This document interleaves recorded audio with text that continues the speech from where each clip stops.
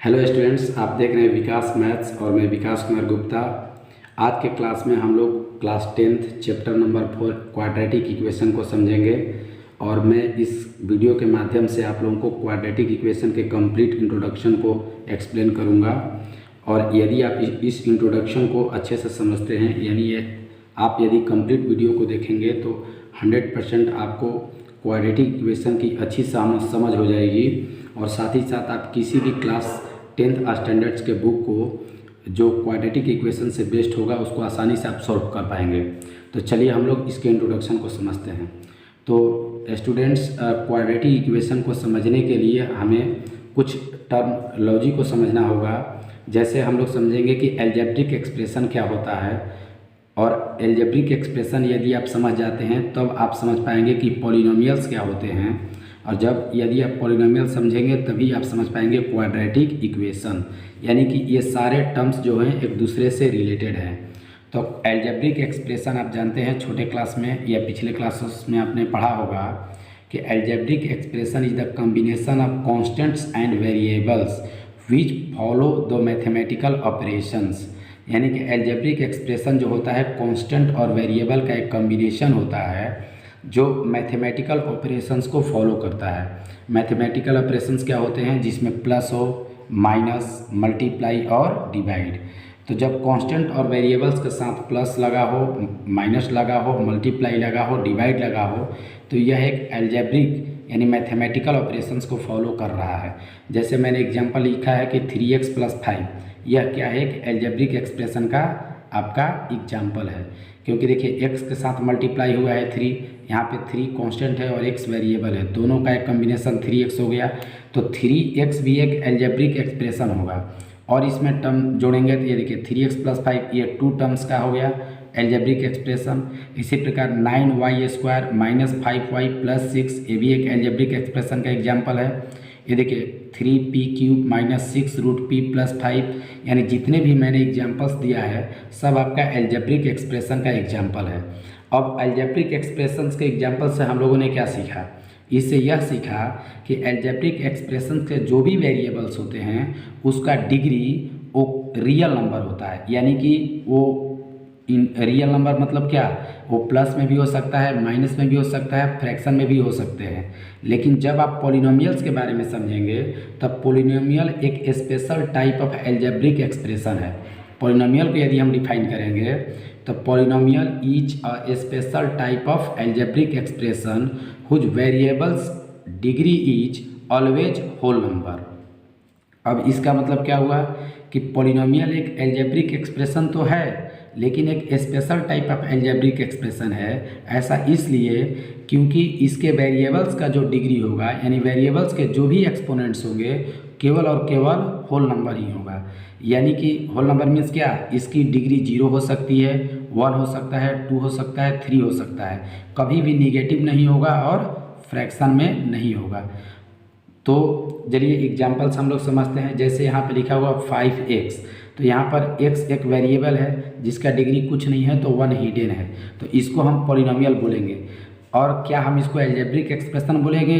बिल्कुल बोलेंगे, क्योंकि जितने भी पॉलिनोमियल्स होते हैं सारे पॉलिनोमियल्स अलजेब्रिक एक्सप्रेशन होते हैं, लेकिन सभी अलजेब्रिक एक्सप्रेशन पॉलिनोमियल नहीं होता है।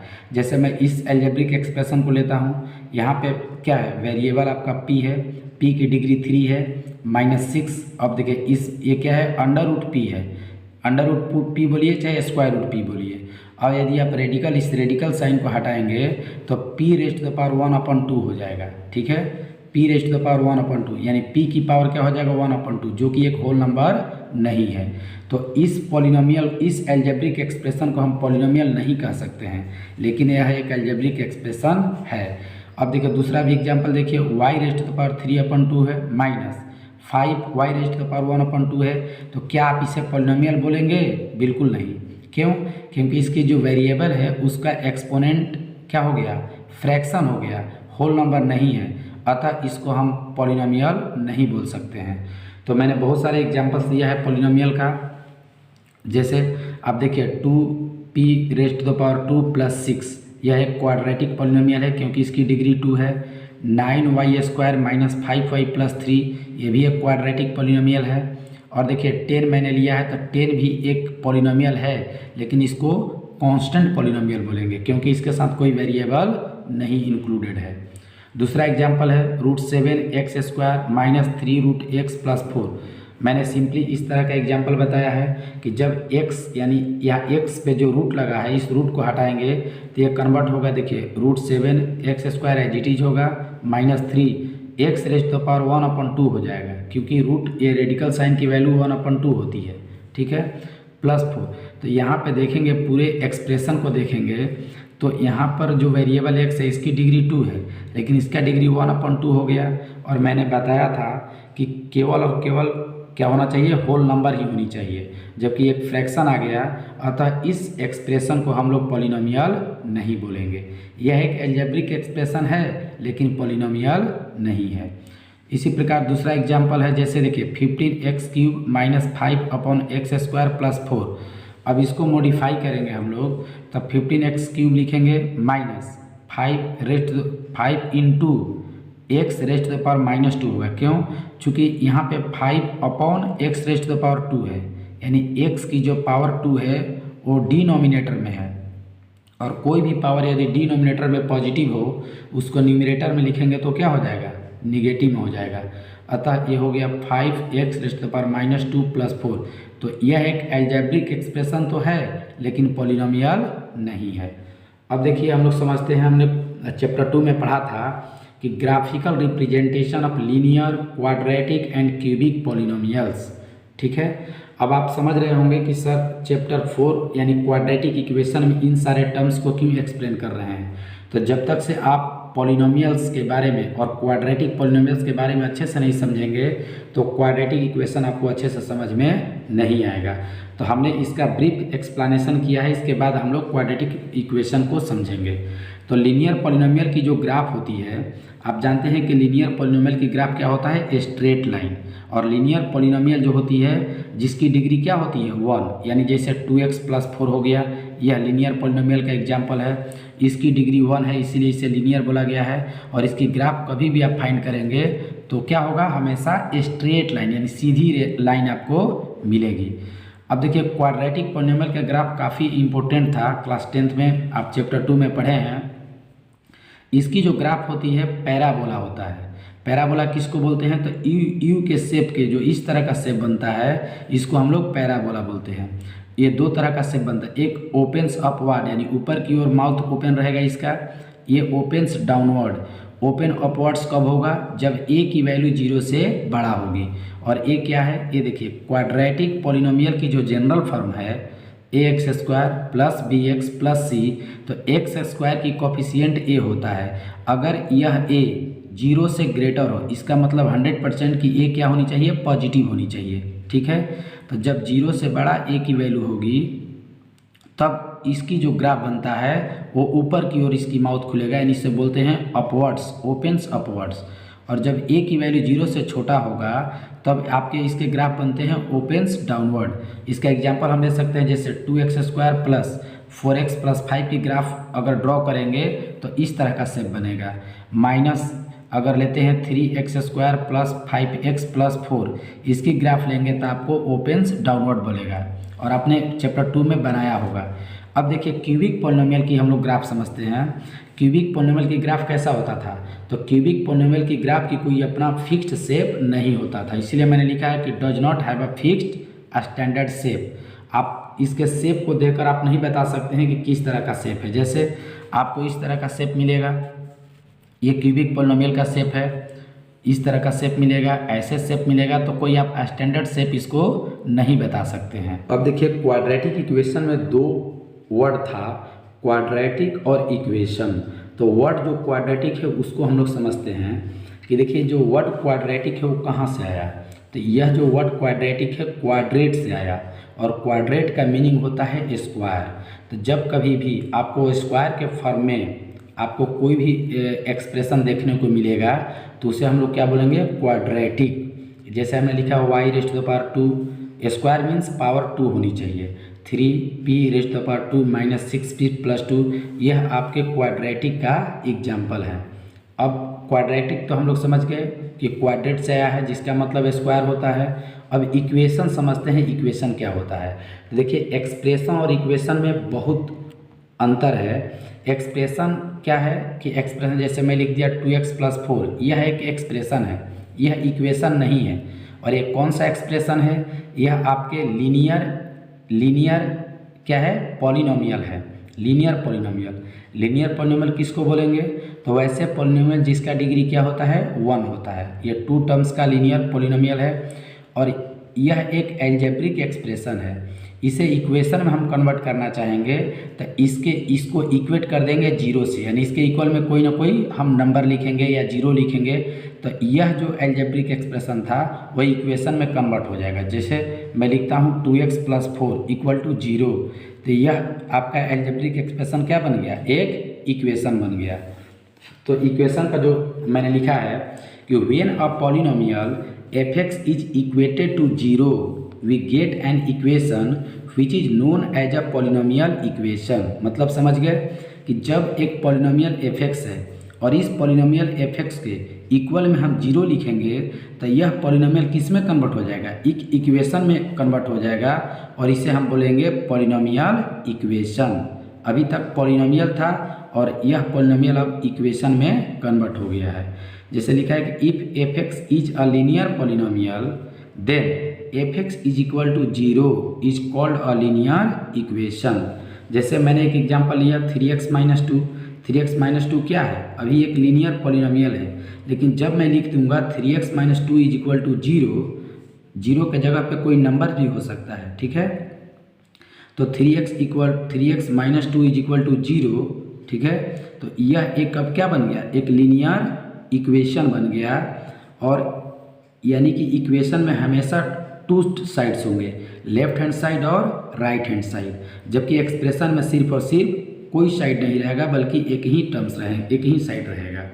दूसरा एग्जांपल है 5t + 7/5 = 0। This is also an example of linear equation. अब देखिए पिछले क्लासेस में हम लोगों ने क्या सीखा, पिछले क्लासेस में हमने सीखा था कि कह रहा है कि in earlier classes we have learned about the method of solving a linear equation. यानी क्लास 9th में आप लोगों ने सीखा होगा कि लीनियर इक्वेशंस वाले क्वेश्चंस को हम कैसे सॉल्व करते हैं।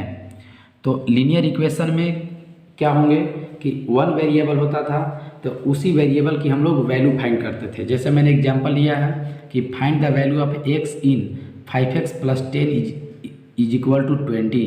इसमें x की वैल्यू निकालने के लिए आप क्या करते थे, आप इसको इक्वेट किए। जैसे इक्वेट में क्या है, 20 है, x की वैल्यू फाइंड करना है तो लिखेंगे 5x = 20, प्लस में 10 है तो इसको शिफ्ट कीजिए राइट साइड में तो -10 हो गया।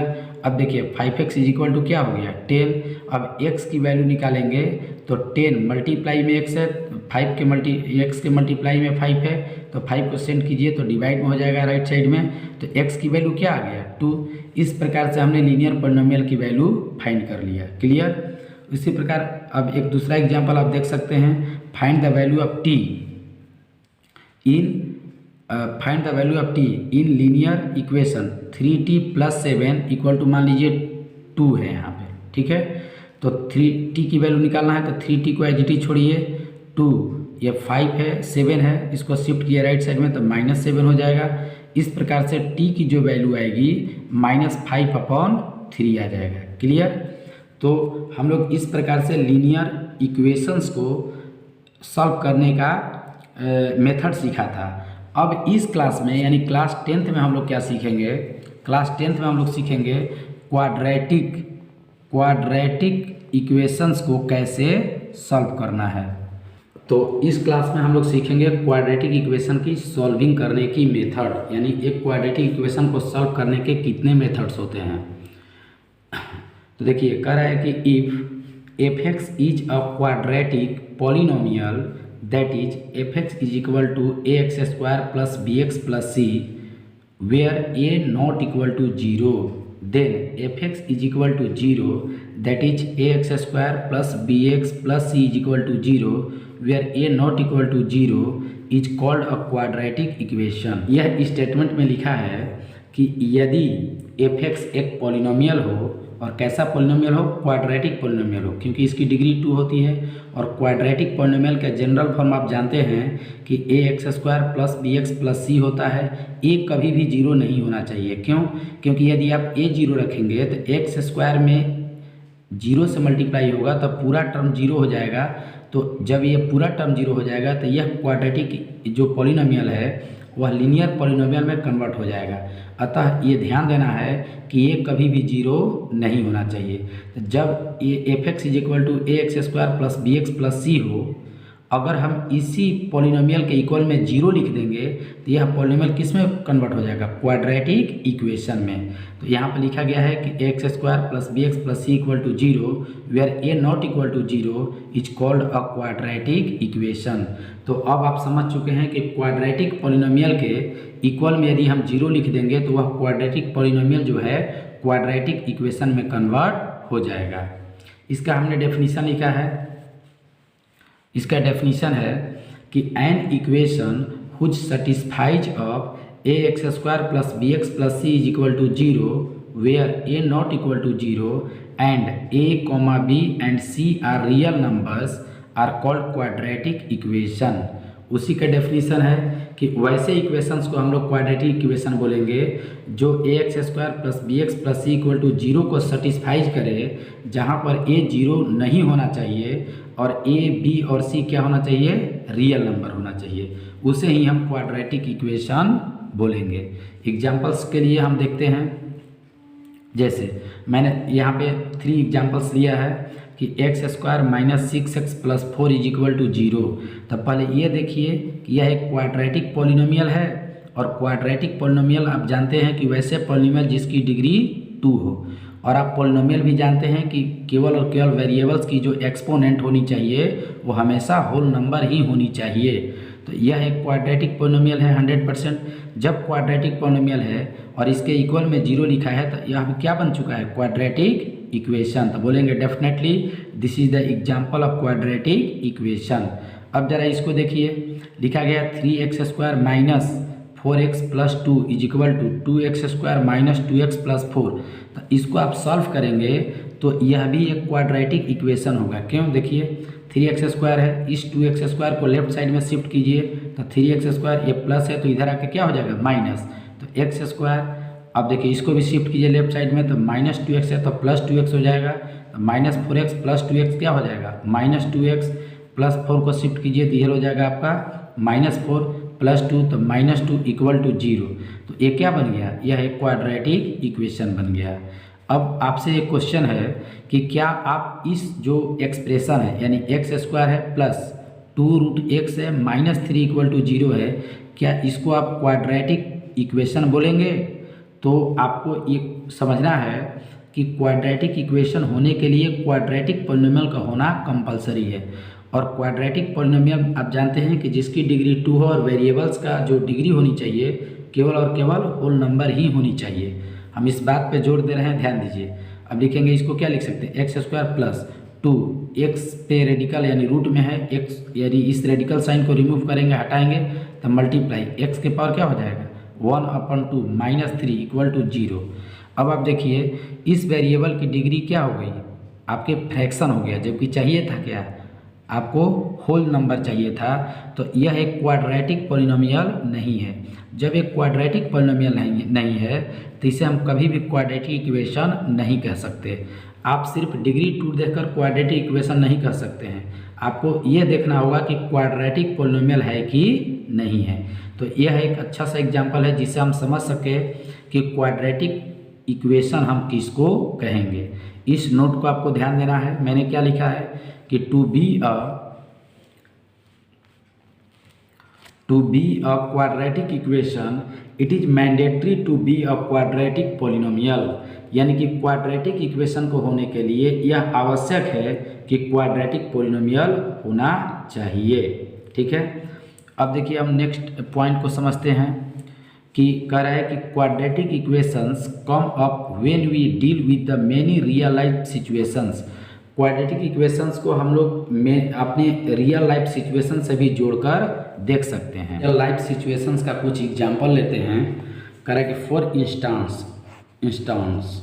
यानी एग्जाम्पल के लिए हम लोग देखते हैं, कह रहे हैं कि suppose a charity trust decides to build a prayer hall having a carpet area of 300 square metres with its length 1 metre more than twice its breadth, what should be the length and breadth of the hall. इस statement का मतलब क्या है कि एक trust वाले हैं जो एक बिल्डिंग बनाना चाहते हैं प्रेयर के लिए, और उसकी एरिया लिए हैं 300 स्क्वायर मीटर्स, और उसका कंडीशन यह है कि जो लेंथ होनी चाहिए ब्रेथ के ट्वाइस से 1 अधिक होनी चाहिए।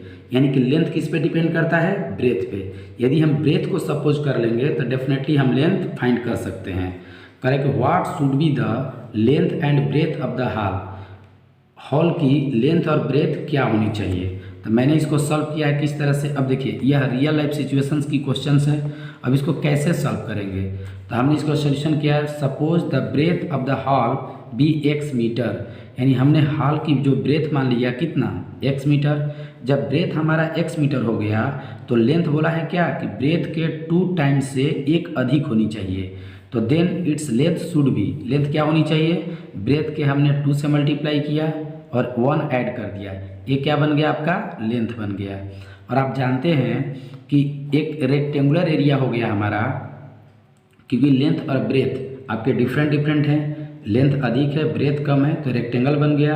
ठीक है, तो आप जानते हैं कि लेंथ इंटू ब्रेथ क्या होता है, एरिया ऑफ रेक्टेंगल। लेंथ के जगह लेंथ के जगह पे पुट करेंगे क्या, 2x + 1 लेंथ हो गया हमारा, मल्टीप्लाई ब्रेथ क्या है, x है, इज इक्वल टू 300।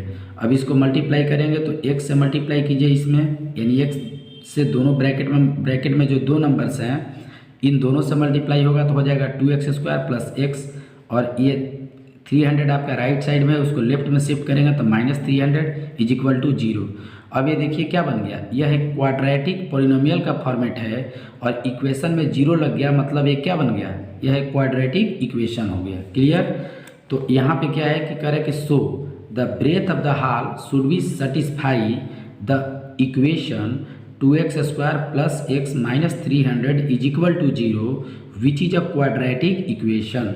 यानी इसका जो भी फाइंड करेंगे x की वैल्यू जो भी आएगी वो क्या आएगा, ब्रेथ आएगा, और ब्रेथ इस क्वाड्रेटिक इक्वेशन के कंडीशन को सेटिस्फाई करना चाहिए।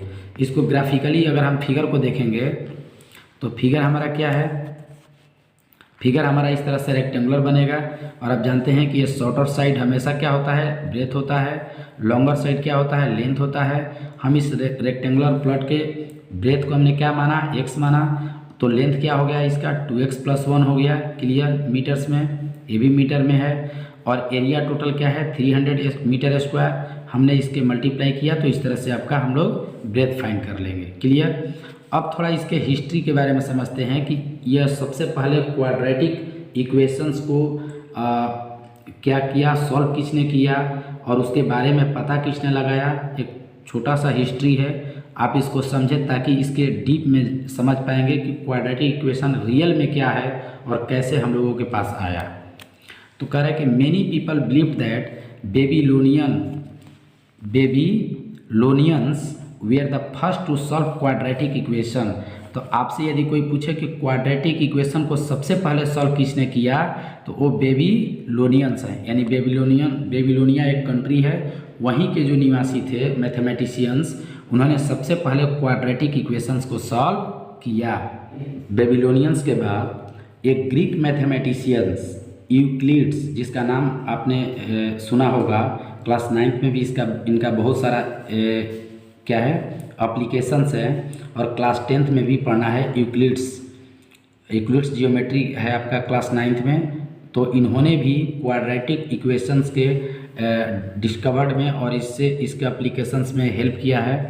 क्या है, Greek mathematician Euclid's developed a geometrical approach for finding out length, terminology are solving a quadratic equations.